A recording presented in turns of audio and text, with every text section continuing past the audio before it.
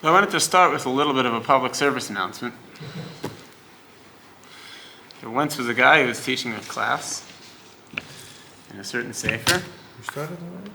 Yes, I pushed the start. And he was asked to teach a different section of the sefer that was a good bit deeper into the sefer. And his response was to offer a methodology for the asker, the requester for the teaching, to study that section and any other section in the sefer on their own in a better way than they would, in a more thorough way than they were doing now. And so the contents of the public service announcement are to explain why that was his response, rather than just going and teaching it as requested. So you could basically divide Talmud Torah into two categories. There's one where somebody's reading to you, and there's one where you're reading yourself. Be that literally by yourself, or it could be with one learning partner in a chavrusa, it could be in a small learning group in the chavura, but the point being that everybody's involved in the reading process. And both of these learning modalities have their advantages, and they complement each other, and they also have their limitations. And so the advantage of learning in a context where someone is reading to you, what the person who's reading is able to do is offer you basically two things, nifla and eitzah. Able to give you amazing ideas, bring things out of the text that if I'm sitting in the class, I didn't see that the first time I read the text. I don't think I would have if I hadn't heard him just say it. And also it's inspiring, and it cultivates a sense of awe for the contents of the sefer and the depth of the sefer. And also eitzah.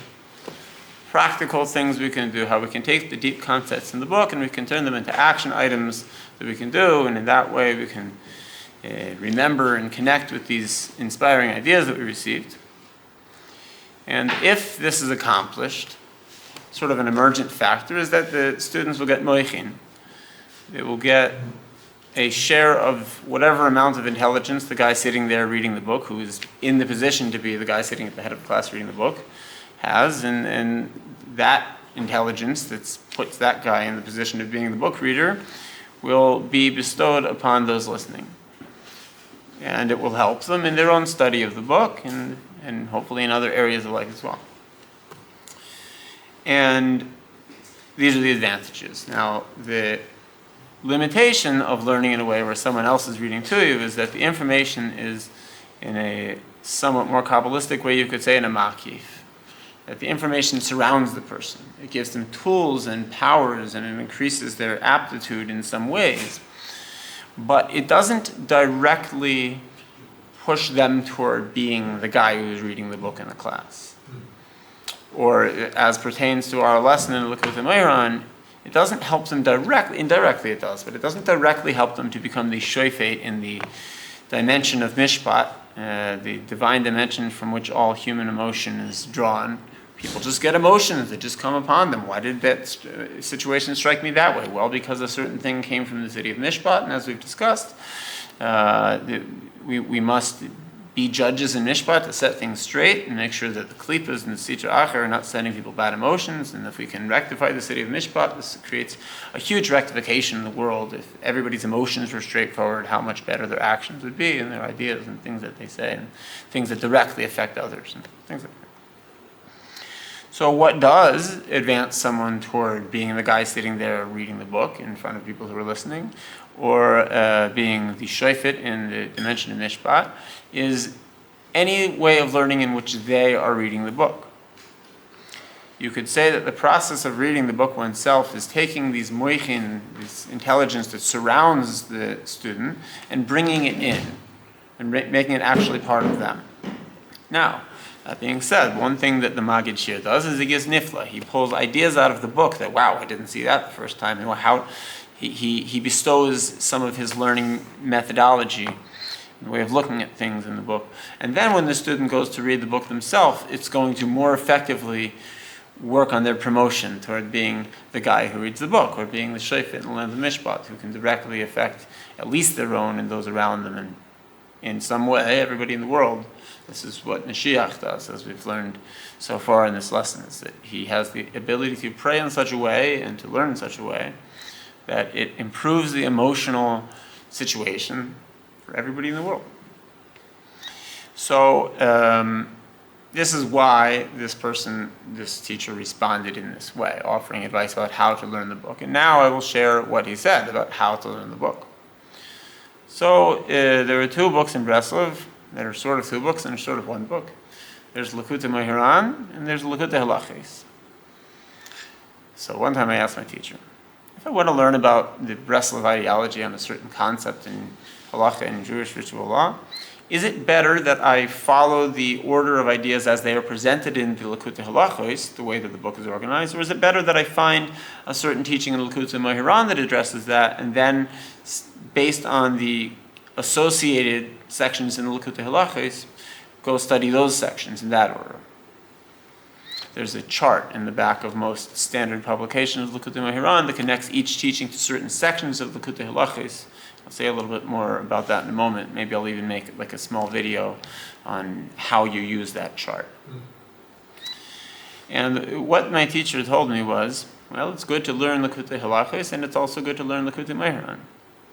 It's sort of a difficult answer, because what I asked is how to learn Likutei Halachos. I didn't really ask about learning Likutei Moharan. There's two ways seeming I could organize the learning Likutei Halachos. But mashma from his answer, if you're following the Seder according to the chart in the back of the Likutei Moharan, that, even though you're reading Likutei Halachos, that's still called learning Likutei Moharan. So think of it like this.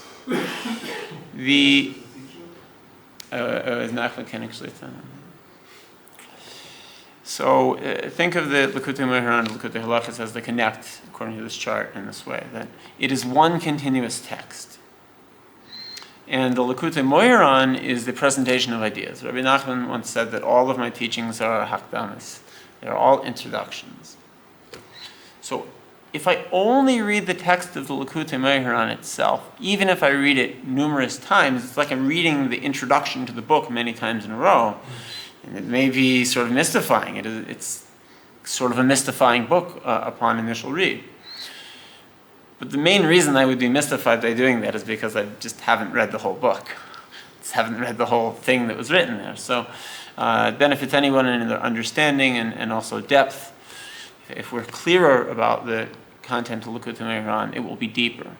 It's deep any which way, but if we go deep in a way that's clear, then we can see what's going on in there when they go deep. So it actually winds up being deeper. We can actually go deeper than, and I hope to exhibit this idea of that we can go deeper in a clear way, and then we can actually wind up going deeper than that, right, based on this. So in any case, the advice is to learn the Likutei Moharan in this way, that we continue and read the whole entire text, including the select portions of Likutei Halachos. That was the intention of the authors. And really, Reb Nosson Zal, the primary student of Rabbi Nachman, wrote both books. Likutei Moharan is the ideas of Rabbi Nachman, but they were penned by Reb Nosson Zal. Rabbi Nachman said, if it wasn't Reb Nosson, there wouldn't be me. They were edited heavily by Rabbi Nachman, but the book was actually written by Reb Nosson. Okay, so into the text of the Likutei Moharan. We're in Torah base, Sif Vav, if anybody happens to be following along in the text.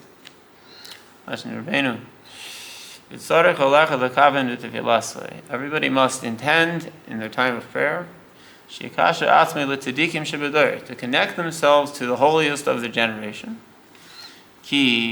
Because every unusually, outstandingly holy person in any given generation has within them the essence of Moshe Rabbeinu, who brought the Torah down for the first time it was real in the world, and Mashiach, the ultimate savior of everything. And we're learning in this teaching of Likutei Moharan the methodology of prayer of Mashiach. Now, given that we've been learning about the prayers of Mashiach, what's the chiddush? If I'm already attempting to pray in the way that Mashiach does, am I not already connecting myself just by doing that with Mashiach, with the tzaddik of the generation, who is the manifestation of Mashiach at that time? What additional thing is Rabbi Nachman telling me to do? Why do I have to do more than that? Is it not just that Mashiach is doing like a much better version of what I'm attempting to do, and in that way we're connecting? So, we will begin with an explanation of this passage from the Likutei Halachos, and then we'll ask a question on Likutei Halachos and actually go a step deeper from there. because I'm sitting at the Magid Shir, so I have to give nifla. Says Likutei, halachos, tefillas mincha, sin and zayin. Ikar hamechama v'hakli zayin hu al yedei hatefillah. Our primary weapon, and it says elsewhere, the primary weapon of Mashiach, in the war of, let's say, for the purpose of our lesson, it means many things, but in this context, taking over the city of Mishpat and setting things straight there to fix everybody in the world in motion, is prayer. This is the primary weapon. However,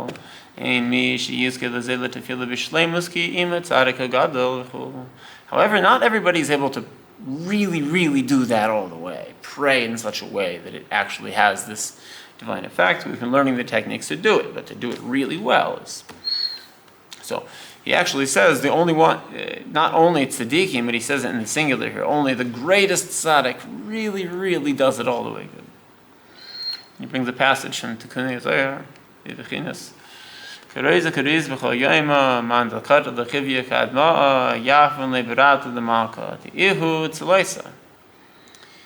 voice calls out every day saying that he who slays the primordial serpent, we'll talk about what that means, is given the daughter of the king, which refers to prayer, meaning the full power of prayer here that can rectify everybody's emotions that we're talking about. We're setting a fairly high standard for prayer in this teaching of Likutei Moharan.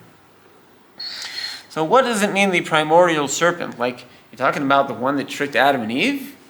They got them to eat from the tree they weren't supposed to eat from, and then it introduced death in the world, and is responsible for the whole reason that the world is in, let's say, a sub-heavenly state?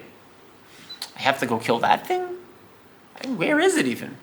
Where is it? There's another Zohar where he says, if you want to see the primordial serpent, you go out on a clear night and you look up in the sky and you'll see a white streak across the sky. It's the Milky Way galaxy. And actually Matok Dvash, one of the primary commentators in the Zohar in our day, who gives a very clear, kind of universally accepted explanation, literally translated as Shvil Chalav, the Milky Way.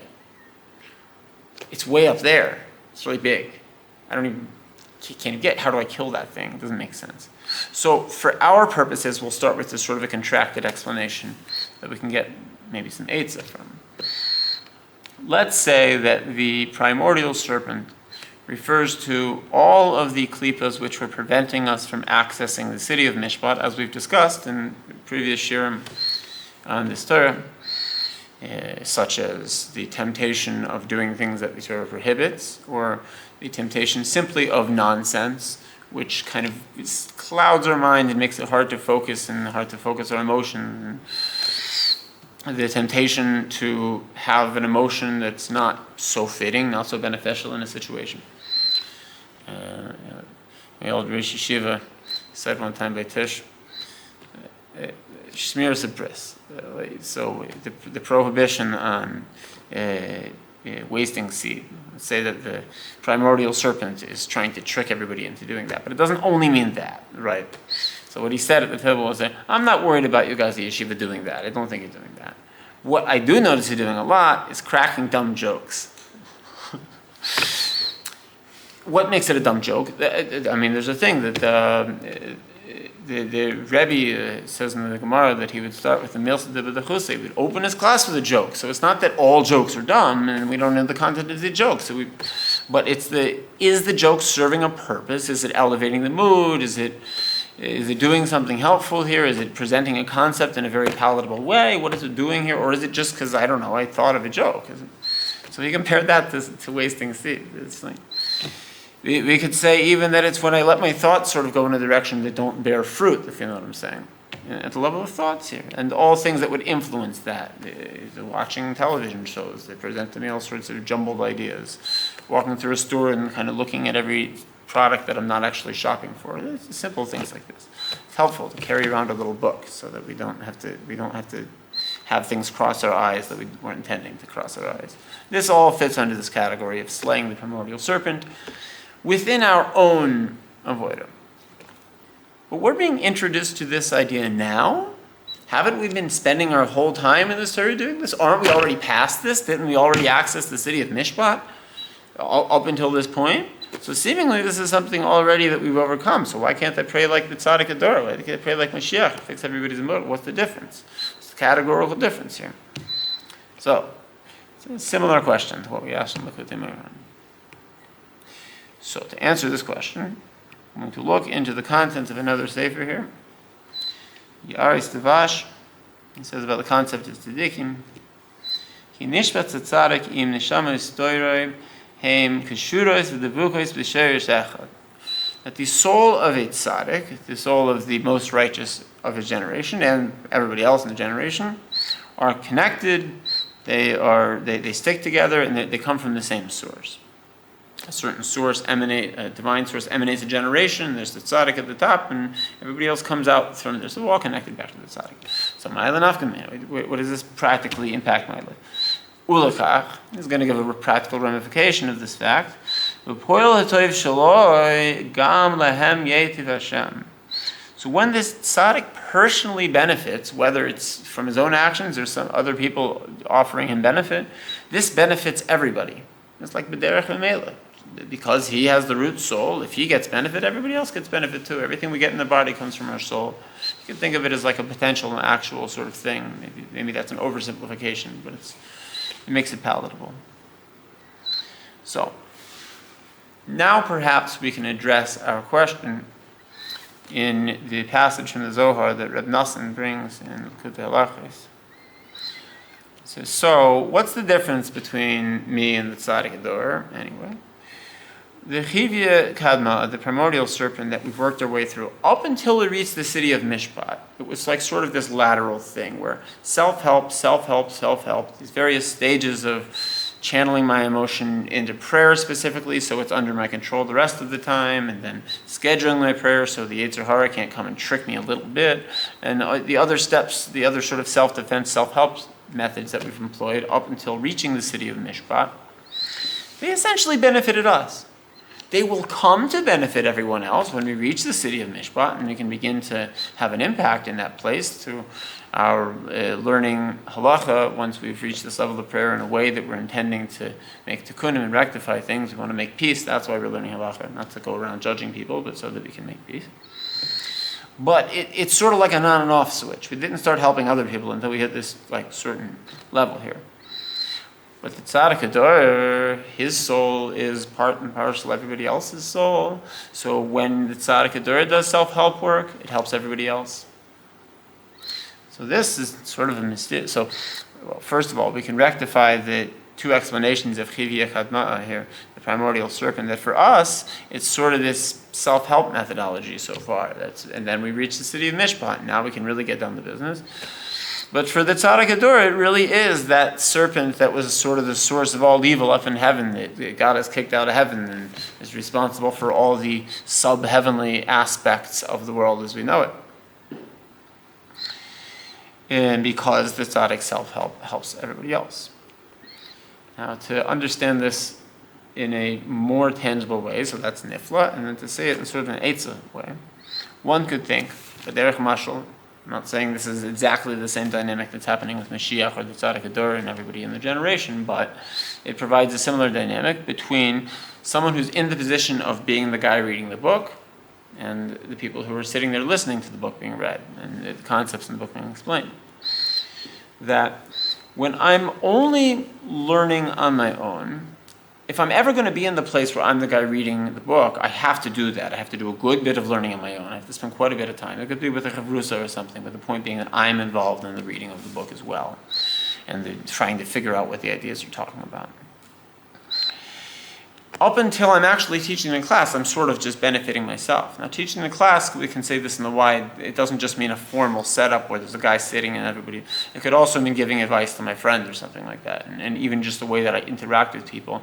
If I have in mind, I have this beautiful concept from the Torah and I'm going to try to impart it in a subtle way to people. I'm not going on proselytizing, but just the way that I talk to people and the way that I reason with things. And that I'm influencing people. So that's beginning to be in the position of teacher, but that can only be acquired through self-study.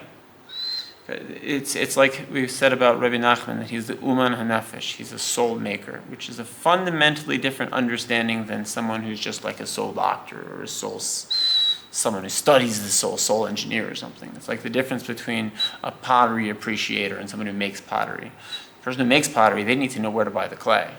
Why do I pick this clay? Person over there, the clay from this region of the world. How do I make the paint? What are the ingredients in the paint?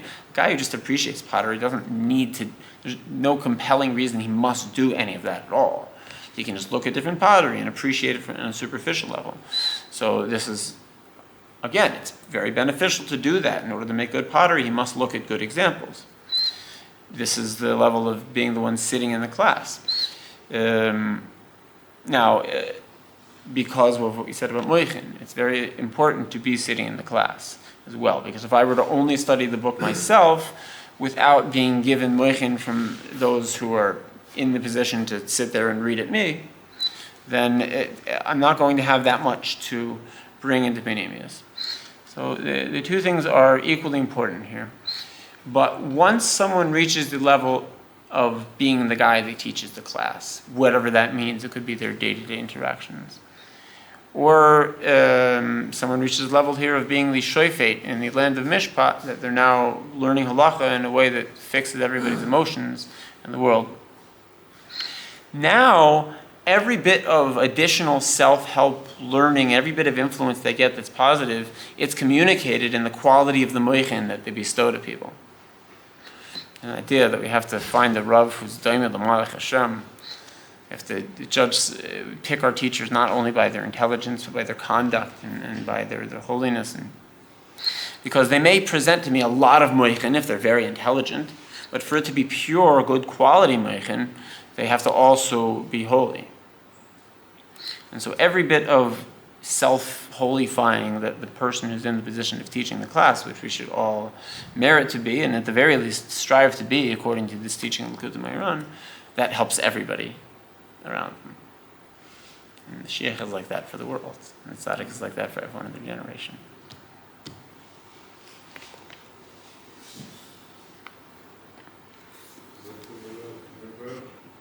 How's that?